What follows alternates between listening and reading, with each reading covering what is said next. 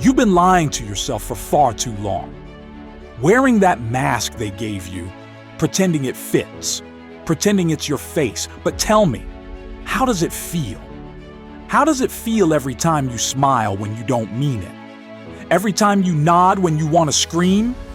Every time you swallow your anger, choke down your pain, just to keep the peace? It eats you alive, doesn't it? But no one sees it.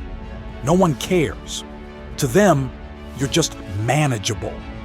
A harmless little pawn, perfectly positioned on their board.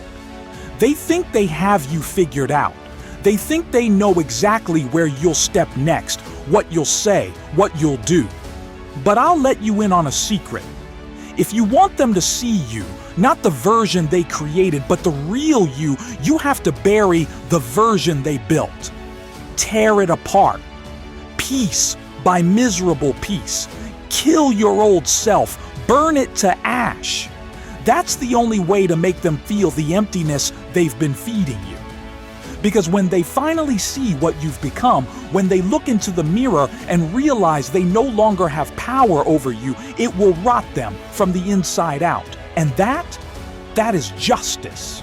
They did it because they knew they could. Let me explain something to you. Every single person who has hurt you, they did it because they knew they could. They saw the cracks in your armor. They saw the parts of you that doubted yourself, the parts that wanted to be accepted, and they dug their claws in because weakness invites cruelty. It's like blood in the water. And they are sharks. But here's the twist. They don't expect you to fight back. They expect you to fold, to break, to lie there bleeding while they feast. But what if you didn't? What if instead of patching up those cracks, you shattered the whole damn thing? What if you killed the version of yourself that they could control? Imagine it. The look in their eyes when they realize they've lost their grip on you. That's not just revenge, sweetheart. That's liberation. The fairy tale was a lie. This world doesn't reward the weak. Life isn't a fairy tale, no matter how much they want you to believe it is. They sell you this dream of kindness and forgiveness, of second chances and happily ever afters. But the truth? The truth is much darker, much colder. Life doesn't reward the weak. It punishes them. And every time you let someone walk over you, every time you swallow your pain to keep the peace, you're handing life another nail for your coffin. So tell me, how many nails are you planning to give them before you finally wake up? Because here's the thing. People don't change for the better out of kindness or hope. They change because they're forced to. They change because the pain of staying the same becomes greater than the fear of the unknown. That's the key. Do you want to be the sheep or the wolf? You want to know what separates the powerful from the pathetic? It's not strength. It's not intelligence. It's the willingness to do what needs to be done. No matter how ugly, no matter how brutal, you have to learn to embrace the darkness, to let it fuel you instead of fighting it. Because that's the only way to win in this world, by becoming the thing they fear most. Think about it. Who wins in the end? The sheep or the wolf? The wolf doesn't care about being liked or accepted. It doesn't apologize for its hunger, its ferocity. It simply takes what it wants and it thrives. Be the wolf, not the sheep. Tear off the mask and make them regret ever underestimating you.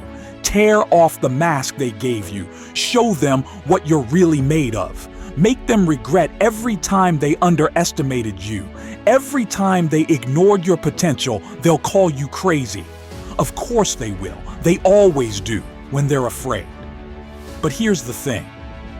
Being called crazy by people who live in delusion isn't an insult. It's a compliment. It means you've woken up, that you've seen the world for what it really is. And trust me, once you've seen it, there's no going back. The moment you cut your strings, they lose their power. So what's it going to be? Are you going to keep playing their game?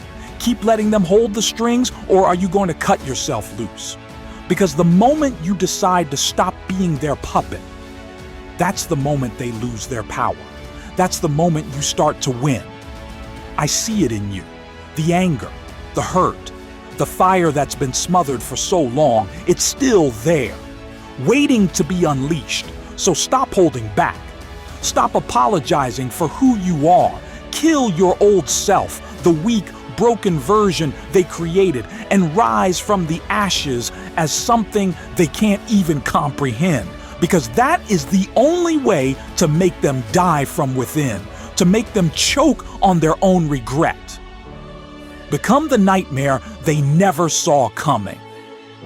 You ever wonder why they all seem to move on so quickly? Why your absence doesn't create the hole you thought it would?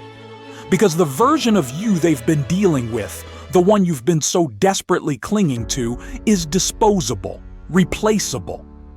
Do you think they lose sleep over a tool they can no longer use? Do you think they cry over the puppet that cut its strings? Number. They laugh. They mock you.